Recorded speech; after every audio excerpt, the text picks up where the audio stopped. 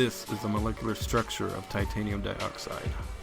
It has a solid tetragonal crystalline structure and is derived from three main natural minerals: rhyolite, anatase, and brookite.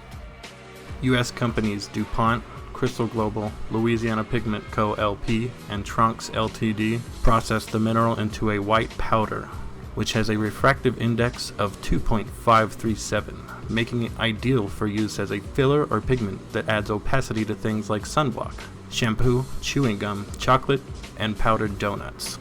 Titanium dioxide nanoparticles are widely used as a food additive and are consumed by millions of consumers on a daily basis, as manufacturers incorporate it into their food products. Titanium dioxide nanoparticles are used as an additive mainly to prevent UV light from penetrating the food, effectively increasing the shelf life. It is also used as a color enhancer to make foods appear white by enhancing the opacity. A 2012 study from the journal Environmental Science and Technology showed that titanium dioxide content of food products was as high as 100 milligrams titanium per serving for powdered donuts, and many products with the highest titanium content could be characterized as sweets or candies. Many products contained 0.01 to 1 milligram of titanium per serving. However, a limited number of the products listed titanium materials on the packaging. Titanium dioxide is marketed by DuPont as an inert chemical, meaning it shouldn't react with other chemicals. In a study done in 2014, published in the Journal of Drug and Chemical Toxicology, scientists found that mice given oral administrations of titanium dioxide exhibited a substantial increase in the levels of dopamine, the happiness hormone, indicating that the chemical may have some positive effects on the mood.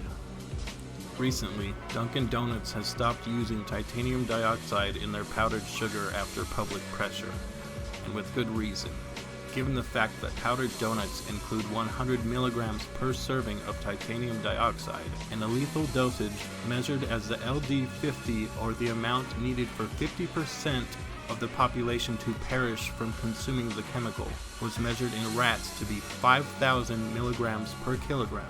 A 200-pound human would need to eat 4,535 powdered donuts and have a 50% chance of survival.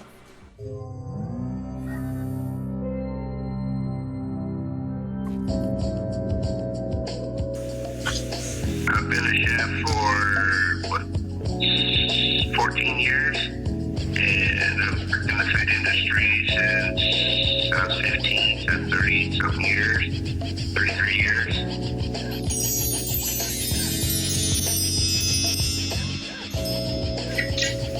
My favorite food, pretty much any Italian food. I like making gnocchi and homemade pastas and meatballs and stuff. Make my own spaghetti sauce, you know. To cook, I say gnocchi or anything that like I can grill too. I like to grill. Just throw something down on the barbecue, you know, or make your own sausages. Well, it depends what restaurant I've been at. You know, I've done, fine dining where you've got 30 people a day, to where I worked at Penny Glacier Lodge where I was doing, 300-400 for lunch and 600-700 for dinner. So it depends what piece of the restaurant you're at and what you're doing. But actually, quite a bit.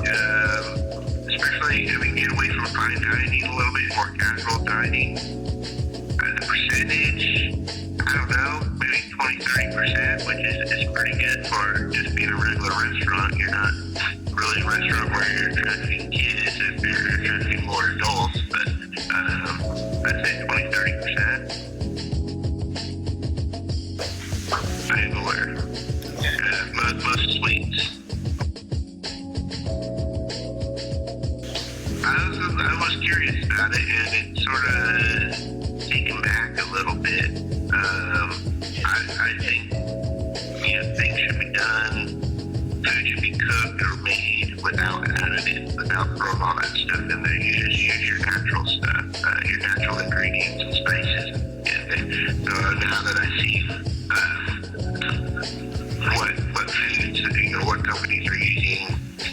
titanium dioxide to put into the food. I'm sort of taken back a little bit. Yeah, now they're talking more, because from what I understand, this titanium dioxide is a food grade or that the USDA has allowed to be 1% in foods. So now that the problem is the nanoparticles that are being, broken down into nanoparticles that causing defects, right? Or break down into cells. And that's where the research and I guess government laws have to be put into place to prevent this or not let this happen, to cause damage to our bodies, especially if they don't have to put this on labeling if it's under 1%. People are unaware of this aspect of it being in their food. It's a potential danger, yeah.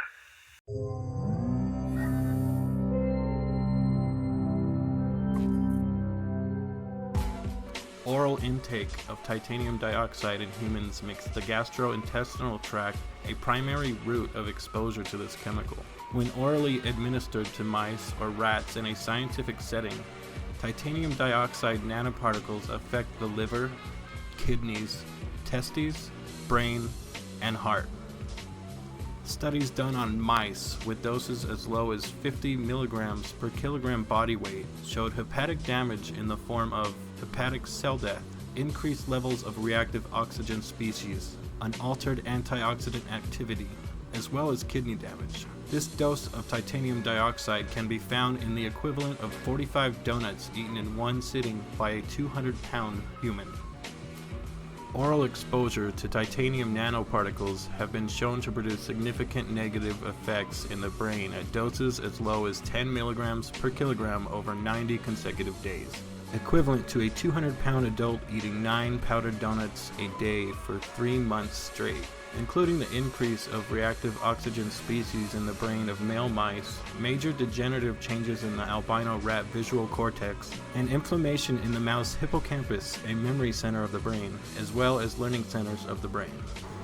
Titanium dioxide particles have been shown to cross the blood-testes barrier in animals, leading to reproductive toxicity in males, including a decrease in sperm motility percentage, sperm cell concentration, sperm viability, and serum testosterone levels, as well as a significant increase in sperm abnormalities. Clinical research done on humans has revealed that patients with ulcerative colitis, a chronic inflammatory disease of the large intestines that affects 700,000 Americans, have elevated levels of titanium in the blood and an accumulation of the chemical in the spleen.